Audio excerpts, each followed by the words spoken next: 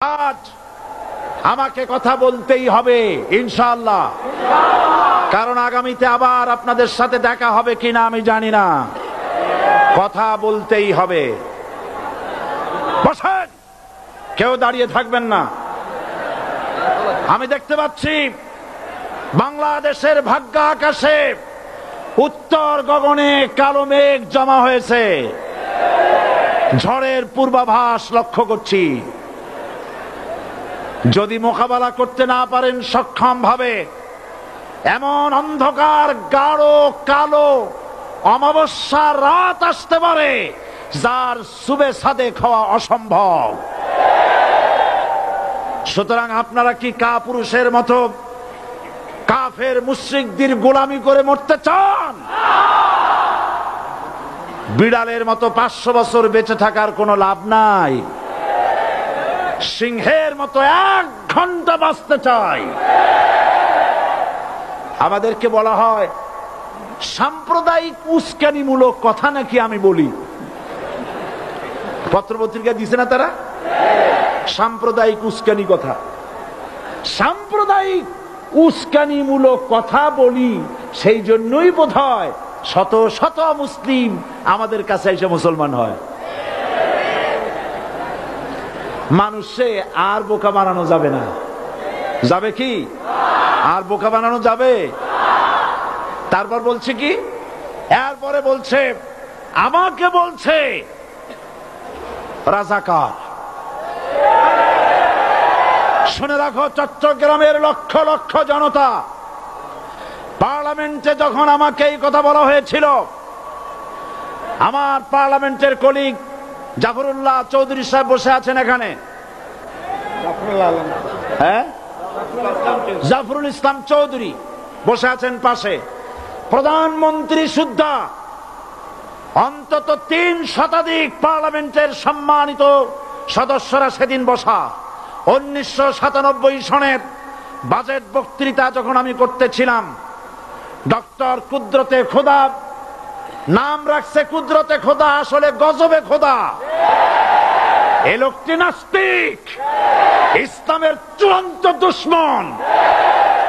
তার প্রণীত শিক্ষা ব্যবস্থার যখন সমালোচনা করছিলাম, ট্রেজারি বেঞ্চ থেকে আমাকে বলা হলো রাজাকার।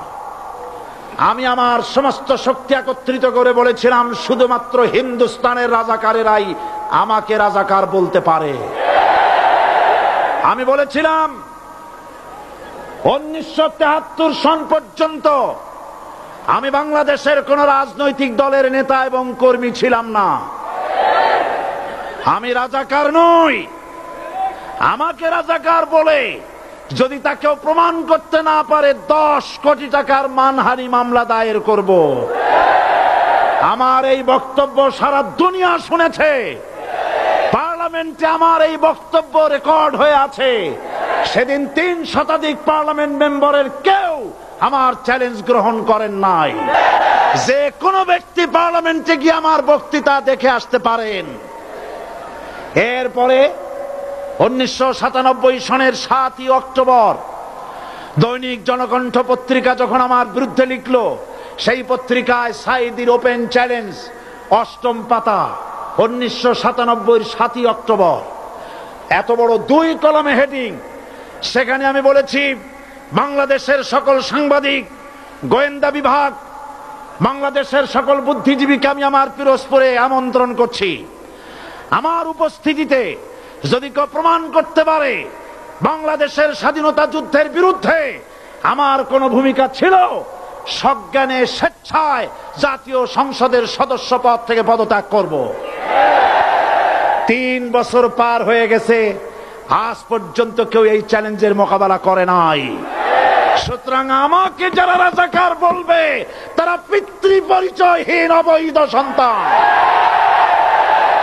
1971 সনের, শোনো মুসলমানেরা, 1971 সনের কোন কাদা সাইদির গায়ে লাগে নাই।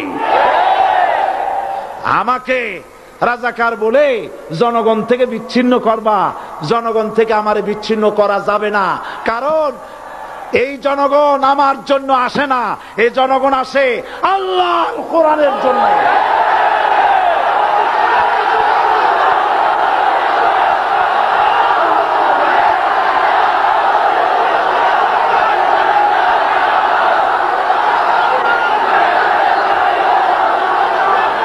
আজকে আর যারা ইসলামের কথা বলে, তারাই রাজাকার, তারাই মৌলবাদী। মৌলবাদী বললে আমরা অসন্তুষ্ট হই না, কারণ মৌলবাদী শব্দটা আসছে মূল থেকে। মৌল শব্দ এসেছে মূল থেকে। মূলবাদী তার মানে যারা মূলে আছে। মূল হলো কোরআন, মূল হলো হাদিস, মূল হলেন আল্লাহ, মূল হলেন আল্লাহ রসুল। আমরা আছি মূলে। এখন বলেন তো মূলের শক্তি বেশি না আগার শক্তি বেশি? আমাদের যারা মৌলবাদী বলে ওরা হলো আগাবাদী। মূলে আছে কত কোটি? 12 কোটি। মূলে আছে কত কোটি? আর আমাদের যারা মৌলবাদী বলে ওই থাকো গাছের আগায়, আমরা মূলে। লাভালাভি বেশি করবা না, 12 কোটিতে গাছের গোড়া আসতে নানা দেবে, মামু বাড়ি দিল্লি গিয়ে পড়বা, বাংলার জমিনে জায়গা হবে না। এ কথা বিশ্বাস করো। বাংলাদেশের মুসলমানদের শরীরে এক বিন্দু রক্ত থাকতে শয়তানের তৈরি করা ধর্ম নিরপেক্ষ মতবাদ বাংলার জমিনে কায়েম হতে দেওয়া হবে না, হবে না।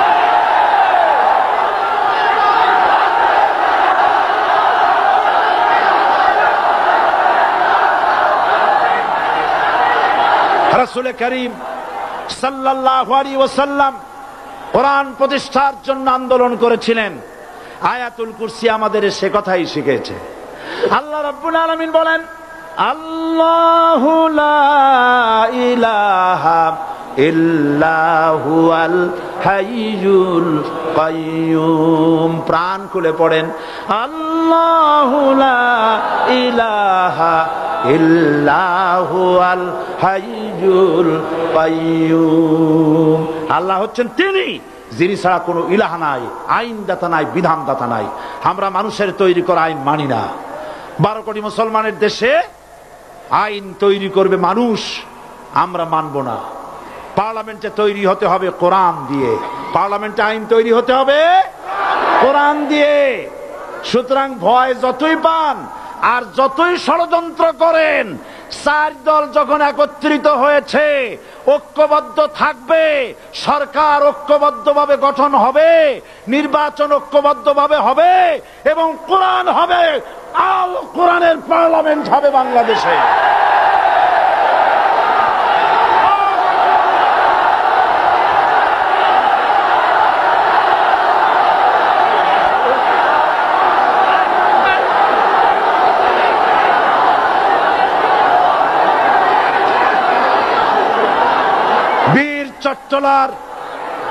বীর চট্টলার মুসলমানেরা স্বাধীনতার ঘোষণা, এই চট্টগ্রাম থেকে স্বাধীনতার মহান ঘোষক প্রেসিডেন্ট জিয়াউর রহমান সাহেব দিয়েছিলেন। এই চট্টগ্রাম থেকেই ইসলামী রাষ্ট্রের ঘোষণা হবে।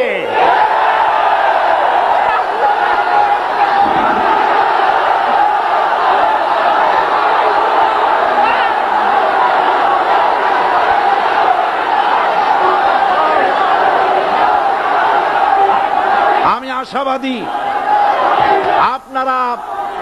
আপনারা অবশ্যই তা পারবেন। আমি 100% বিশ্বাস করি ইনশাআল্লাহ। কারণ যে ষড়যন্ত্রের মোকাবেলা করে স্থানীয় রাজনৈতিক দলের নেতৃবৃন্দ কোরআনের মাহফিল সিনায় এনেছেন, আমি প্রথম দিনেই বলেছি চট্টগ্রাম তাফসিরুল কোরআন মাহফিল কোন রাজনৈতিক দলের প্রতিনিধিত্ব করে না। এটা কোন জামাত শিবিরের একক সম্পদ নয়, এটা চট্টগ্রামের মুসলমানদের কলিজার টুকরা তাফসিরের মাহফিল। সুতরাং এই মাহফিল চট্টগ্রামে থাকবে ইনশাআল্লাহ কিয়ামত পর্যন্ত। 144 ধারা 288 হয়ে গেছে, ষড়যন্ত্র পায় পায় চলে গেছে। আমি ওই সব ছেলেদের বলি, সরকারি দলের ছাত্র হইয়া মুসলমানদের বিপক্ষে যাইও না।